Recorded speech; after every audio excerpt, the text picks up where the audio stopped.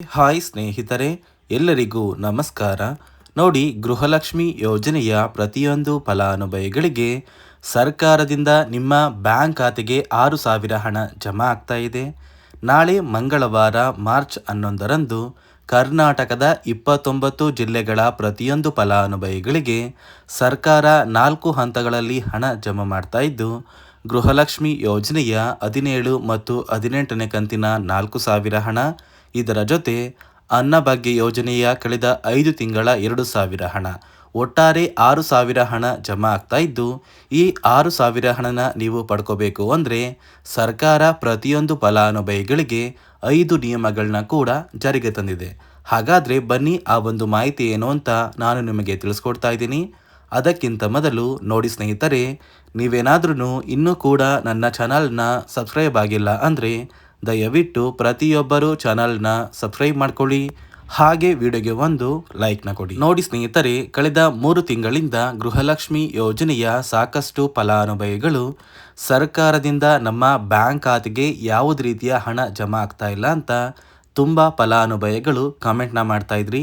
ಇದೀಗ ಸಾಕಷ್ಟು ಫಲಾನುಭವಿಗಳಿಗೆ 16ನೇ ಕಂತಿನ ಹಣ ಜಮಾ ಆಗಿ ಸರ್ಕಾರ 17 ಮತ್ತು 18ನೇ ಕಂತಿನ 4,000 ಹಣ, ಇದರ ಜೊತೆ ಅನ್ನಭಾಗ್ಯ ಯೋಜನೆಯ ಕಳೆದ 5 ತಿಂಗಳ 2,000 ಹಣ, ಒಟ್ಟಾರೆ 6,000 ಹಣನ ಸರ್ಕಾರ ಜಮಾ ಮಾಡ್ತಾ ಇದ್ದು, ಹೇಗೆ ಸರ್ಕಾರ ನಿಮ್ಮ ಬ್ಯಾಂಕ್ ಖಾತೆಗೆ ಈ 6,000 ಹಣ ಜಮಾ ಆಗಲಿದೆ ಅಂತ ನಾನು ನಿಮಗೆ ವಿತ್ ಪ್ರೂಫ್ ಮೂಲಕ ಮಾಹಿತಿನ ಕೊಡ್ತಾ ಇದ್ದೀನಿ.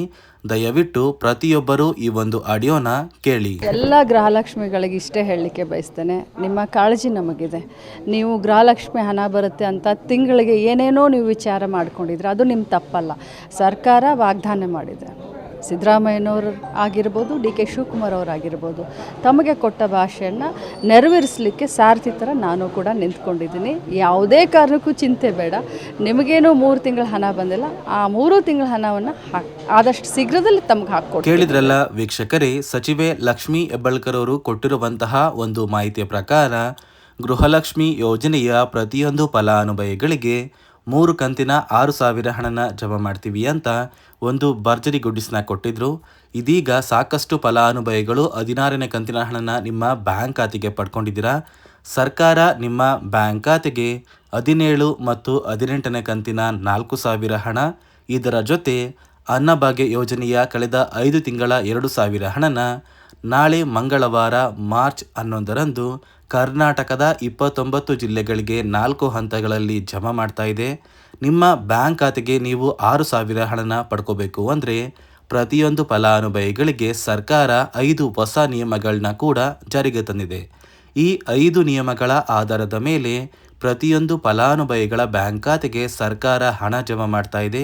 ಸುಮಾರು 1 ಲಕ್ಷಕ್ಕಿಂತ ಅಧಿಕ ಫಲಾನುಭವಿಗಳಿಗೆ ಸರ್ಕಾರ ಈ 6,000 ಹಣನ ಕ್ಯಾನ್ಸಲ್ ಮಾಡಿದೆ. ಈ 5 ನಿಯಮಗಳನ್ನ ನೀವು ಪಾಲಿಸಿಲ್ಲ ಅಂದರೆ ನಿಮ್ಮ ಬ್ಯಾಂಕ್ ಖಾತೆಗೂ ಕೂಡ ಹಣ ಕ್ಯಾನ್ಸಲ್ ಆಗುವಂತಹ ಸಾಧ್ಯತೆ ತುಂಬಾ ಇದೆ. ಆ 5 ನಿಯಮಗಳು ಏನು ಅಂತ ಕೂಡ ನಾನು ನಿಮಗೆ ತಿಳಿಸ್ಕೊಡ್ತಾ ಇದ್ದೀನಿ. ಅದಕ್ಕಿಂತ ಮೊದಲು ನಾಳೆ ಮಂಗಳವಾರ ಮಾರ್ಚ್ 11ರಂದು ಯಾವ ಜಿಲ್ಲೆಗಳಿಗೆ ಸರ್ಕಾರ ಯಾವ ಹಂತದಲ್ಲಿ ಹಣ ಜಮಾ ಮಾಡ್ತಾ ಇದೆ ಅಂತ ನಾನು ನಿಮಗೆ ತಿಳಿಸ್ಕೊಡ್ತಾ ಇದ್ದೀನಿ. ನೋಡಿ ವೀಕ್ಷಕರೇ, ಮೊದಲ ಹಂತದಲ್ಲಿ ಬೆಳಗಾವಿ ವಿಭಾಗಕ್ಕೆ ಹಣ ಜಮಾ ಆಗ್ತಾ ಇದ್ದು, ಈ ಒಂದು ವಿಭಾಗದಲ್ಲಿ ಬಾಗಲಕೋಟೆ, ಬೆಳಗಾವಿ, ವಿಜಯಪುರ, ಧಾರವಾಡ, ಗದಗ, ಹಾವೇರಿ ಮತ್ತು ಉತ್ತರ ಕನ್ನಡ. ಅದೇ ರೀತಿ ಎರಡನೆಯ ಹಂತದಲ್ಲಿ ಬೆಂಗಳೂರು ವಿಭಾಗಕ್ಕೆ ಹಣ ಜಮಾ ಆಗ್ತಾ ಇದ್ದು, ಈ ಒಂದು ವಿಭಾಗದಲ್ಲಿ ಬೆಂಗಳೂರು ನಗರ, ಬೆಂಗಳೂರು ಗ್ರಾಮಾಂತರ, ರಾಮನಗರ, ಚಿಕ್ಕಬಳ್ಳಾಪುರ, ಚಿತ್ರದುರ್ಗ, ದಾವಣಗೆರೆ, ಕೋಲಾರ, ಶಿವಮೊಗ್ಗ, ತುಮಕೂರು ಮತ್ತು ಮೂರನೆಯ ಹಂತದಲ್ಲಿ ಕಲಬುರಗಿ ವಿಭಾಗಕ್ಕೆ ಹಣ ಜಮಾ ಆಗ್ತಾ ಇದ್ದು, ಈ ಒಂದು ವಿಭಾಗದಲ್ಲಿ ಬಳ್ಳಾರಿ, ಬೀದರ್, ಕಲಬುರಗಿ, ಕೊಪ್ಪಳ, ರಾಯಚೂರು, ಯಾದಗಿರಿ ಮತ್ತು ವಿಜಯನಗರ. ಅದೇ ರೀತಿ ಕೊನೆಯ ಮತ್ತು 4ನೆಯ ಹಂತದಲ್ಲಿ ಮೈಸೂರು ವಿಭಾಗಕ್ಕೆ ಹಣ ಜಮಾ ಆಗ್ತಾ ಇದ್ದು, ಈ ಒಂದು ವಿಭಾಗದಲ್ಲಿ ಚಾಮರಾಜನಗರ, ಚಿಕ್ಕಮಗಳೂರು, ದಕ್ಷಿಣ ಕನ್ನಡ, ಹಾಸನ, ಕೊಡಗು, ಮಂಡ್ಯ, ಮೈಸೂರು ಮತ್ತು ಉಡುಪಿ. ಈ 29 ಜಿಲ್ಲೆಗಳ ಪ್ರತಿಯೊಂದು ಫಲಾನುಭವಿಗಳಿಗೆ ಸರ್ಕಾರ 4 ಹಂತಗಳಲ್ಲಿ ಗೃಹಲಕ್ಷ್ಮಿ ಯೋಜನೆಯ 4,000 ಹಣ ಮತ್ತು ಅನ್ನಭಾಗ್ಯ ಯೋಜನೆಯ 5 ತಿಂಗಳ 2,000 ಹಣನ ಮಂಗಳವಾರ ಮಾರ್ಚ್ 11ರಂದು ಕರ್ನಾಟಕದ ಪ್ರತಿಯೊಂದು ಫಲಾನುಭವಿಗಳಿಗೆ ಜಮಾ ಮಾಡ್ತಾ ಇದೆ. ಆದಷ್ಟು ಬೇಗ ಪ್ರತಿಯೊಬ್ಬರು ಕೂಡ ಈ 6,000 ಹಣನ ನಿಮ್ಮ ಬ್ಯಾಂಕ್ ಖಾತೆಗೆ ಪಡ್ಕೋತೀರಾ. ಅದೇ ರೀತಿ ಸುಮಾರು 1,23,000 ಫಲಾನುಭವಿಗಳ ಬ್ಯಾಂಕ್ ಖಾತೆಗೆ ಸರ್ಕಾರ ಈ ಬಾರಿ ಈ 6,000 ಹಣನ ಜಮಾ ಮಾಡ್ತಾ ಇಲ್ಲ. ಸರ್ಕಾರ ಗೃಹಲಕ್ಷ್ಮಿ ಯೋಜನೆಯ 16ನೇ ಕಂತಿನ ಹಣಕ್ಕಾಗಿ ಪ್ರತಿಯೊಂದು ಫಲಾನುಭವಿಗಳ ಒಂದು ದಾಖಲಾತಿಗಳನ್ನ ಮರು ಪರಿಶೀಲನೆ ಮಾಡುವಂತಹ ಸಂದರ್ಭದಲ್ಲಿ ಸಾಕಷ್ಟು ಫಲಾನುಭವಿಗಳಿಗೆ ಸರ್ಕಾರ ಇತ್ತೀಚೆಗೆ ಜಾರಿಗೆ ತಂದಿರುವ 5 ಹೊಸ ನಿಯಮದ ಆಧಾರದ ಮೇಲೆ ಅವರ ಬ್ಯಾಂಕ್ ಖಾತೆಗೆ ಯಾವುದೇ ರೀತಿಯ ಗೃಹಲಕ್ಷ್ಮಿ ಯೋಜನೆಯ ಹಣನ ಜಮಾ ಮಾಡೋದಕ್ಕೆ ಆಗೋದಿಲ್ಲ ಅಂತ ತಿಳಿದು ಬಂದಿದ್ದು, ಸುಮಾರು 1,23,000 ಫಲಾನುಭವಿಗಳ ಒಂದು ಗೃಹಲಕ್ಷ್ಮಿ ಯೋಜನೆಯ ಹಣ ಸರ್ಕಾರ ಕ್ಯಾನ್ಸಲ್ ಮಾಡಿದೆ. ಹಾಗಾದರೆ ಬನ್ನಿ ಸ್ನೇಹಿತರೆ, ಸರ್ಕಾರ ಜಾರಿಗೆ ತಂದಿರುವ 5 ಹೊಸ ನಿಯಮಗಳು ಏನು ಅಂತ ನಾನು ನಿಮಗೆ ತಿಳಿಸ್ಕೊಡ್ತಾ ಇದ್ದೀನಿ. ನೋಡಿ ಸ್ನೇಹಿತರೆ, ಮೊದಲನೆಯ ಒಂದು ನಿಯಮ ಬಂದು ಗೃಹಲಕ್ಷ್ಮಿ ಯೋಜನೆಯ ಪ್ರತಿಯೊಂದು ಫಲಾನುಭವಿಗಳು ಯಾರೆಲ್ಲ ಇದ್ದೀರಾ, ನಿಮ್ಮ ಮನೆಯ ಪ್ರತಿಯೊಂದು ಸದಸ್ಯರ ಆಧಾರ್ ಕಾರ್ಡ್ನ ನಿಮ್ಮ ಬಳಿ ಇರುವಂತಹ ಒಂದು ರೇಷನ್ ಕಾರ್ಡಿಗೆ ಕಡ್ಡಾಯವಾಗಿ ಲಿಂಕ್ ಮಾಡಿಸ್ಬೇಕು.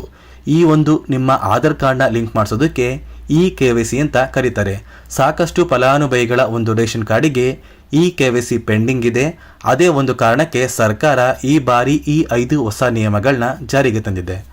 ಅದೇ ರೀತಿ ಎರಡನೆಯ ಒಂದು ನಿಯಮ ಬಂದು ಸಾಕಷ್ಟು ಫಲಾನುಭವಿಗಳ ಒಂದು ಆಧಾರ್ ಕಾರ್ಡ್ ಏನಿದೆ, ಆ ಒಂದು ಆಧಾರ್ ಕಾರ್ಡ್ 15 ವರ್ಷ ಅಥವಾ 15 ವರ್ಷಕ್ಕಿಂತ ಹೆಚ್ಚು ಹಳೆಯ ಆಧಾರ್ ಕಾರ್ಡ್ ಆಗಿದೆ.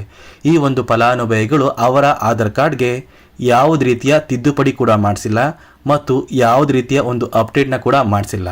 ಅದೇ ಒಂದು ಕಾರಣಕ್ಕೆ ನಿಮ್ಮ ಆಧಾರ್ ಕಾರ್ಡ್ನ ನೀವು ತಿದ್ದುಪಡಿ ಮಾಡಿಸಿಲ್ಲ ಅಂದರೆ ನಿಮ್ಮ ಬ್ಯಾಂಕ್ ಖಾತೆಗೆ 2,000 ಹಣ ಜಮಾ ಆಗ್ತಾ ಇಲ್ಲ. ಮತ್ತೆ ಸ್ನೇಹಿತರೆ, ಸರ್ಕಾರ 16ನೇ ಕಂತಿನ ಹಣನ ಜಮಾ ಮಾಡುವ ಮುಂಚೆ ಪ್ರತಿಯೊಂದು ಫಲಾನುಭವಿಗಳ ಒಂದು ದಾಖಲಾತಿಗಳನ್ನ ಮರುಪರಿಶೀಲನೆ ಮಾಡಿದ್ದಾರೆ.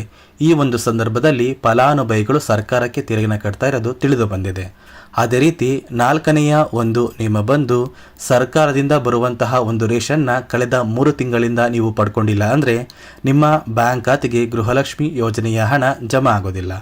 ಮತ್ತು ಸ್ನೇಹಿತರೆ, 5ನೆಯ ಒಂದು ನಿಯಮ ಬಂದು ನಿಮ್ಮ ಒಂದು ವಾರ್ಷಿಕ ಆದಾಯ 7 ಲಕ್ಷಕ್ಕಿಂತ ಕಡಿಮೆ ಇರಬೇಕು. ಒಂದು ವೇಳೆ ವಾರ್ಷಿಕ ಆದಾಯ 7 ಲಕ್ಷಕ್ಕಿಂತ ಜಾಸ್ತಿ ಇದ್ದರೆ ನಿಮ್ಮ ಬ್ಯಾಂಕ್ ಖಾತೆಗೆ ಗೃಹಲಕ್ಷ್ಮಿ ಯೋಜನೆಯ ಹಣ ಬರೋದಿಲ್ಲ. ಈ 5 ನಿಯಮದ ಆಧಾರದ ಮೇಲೆ ಪ್ರತಿಯೊಂದು ಫಲಾನುಭವಿಗಳಿಗೂ ಹಣ ಜಮಾ ಆಗ್ತಾ ಇದೆ. ನೋಡಿ ಸ್ನೇಹಿತರೆ, ನಾಳೆ ಮಂಗಳವಾರ ಮಾರ್ಚ್ 11ರಂದು ಕರ್ನಾಟಕದ 29 ಜಿಲ್ಲೆಗಳಿಗೆ 4 ಹಂತಗಳಲ್ಲಿ ಸರ್ಕಾರ ಗೃಹಲಕ್ಷ್ಮಿ ಮತ್ತು ಅನ್ನಭಾಗ್ಯ ಯೋಜನೆಯ ಒಟ್ಟು 6,000 ಹಣನ ಪ್ರತಿಯೊಂದು ಫಲಾನುಭವಿಗಳಿಗೆ ಜಮಾ ಮಾಡ್ತಾ ಇದೆ. ಆದಷ್ಟು ಬೇಗ ಕೆಲವೇ ದಿನಗಳಲ್ಲಿ ನಿಮ್ಮ ಬ್ಯಾಂಕ್ ಖಾತೆಗೆ ಈ 6,000 ಹಣ ಜಮಾ ಆಗುತ್ತೆ ಅಂತ ಹೇಳ್ತಾ, ಇದಿಷ್ಟು ಗೃಹಲಕ್ಷ್ಮಿ ಮತ್ತು ಅನ್ನಭಾಗ್ಯ ಯೋಜನೆ ಕುರಿತು ಪ್ರತಿಯೊಂದು ಫಲಾನುಭವಿಗಳಿಗೆ ಸರ್ಕಾರದಿಂದ ಬಂದಿರುವಂತಹ ಒಂದು ಹೊಸ ಮಾಹಿತಿಯಾಗಿದೆ. ನಾನು ಕೊಟ್ಟಿರುವಂತಹ ಮಾಹಿತಿ ನಿಮಗೆ ಇಷ್ಟ ಆಗಿದ್ರೆ ದಯವಿಟ್ಟು ಪ್ರತಿಯೊಬ್ಬರೂ ನನ್ನ ಚಾನಲ್ನ ಸಬ್ಸ್ಕ್ರೈಬ್ ಮಾಡ್ಕೊಳ್ಳಿ. ಹಾಗೆ ವಿಡಿಯೋಗೆ ಒಂದು ಲೈಕ್ನ ಕೊಡಿ.